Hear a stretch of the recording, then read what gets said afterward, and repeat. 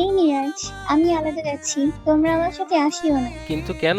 তোমরা শুধু আমার কিল চুরি করো। আচ্ছা, তারপরেও একা যেও না, মরে যাবে। মিরাজ ভাইয়ের বোন, ভয় করি না কাউকে। হুঁ, ও আচ্ছা, তাই।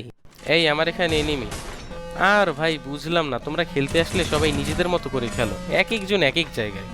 এভাবে খেলা যায়? আমি ল্যান্ড করাইলাম পচিনোকে, তোমরা মার্চে চলে গেছো। আরে ছি ভাই, এখানে একজন থাকলে আমি মরতাম, ছি। ভাই তোমাদের খেলা। এই জান, আমাকে রিভাইভ দাও তো। আচ্ছা দাঁড়া, দিচ্ছি আমি। আরে এখানে তোমার স্পট।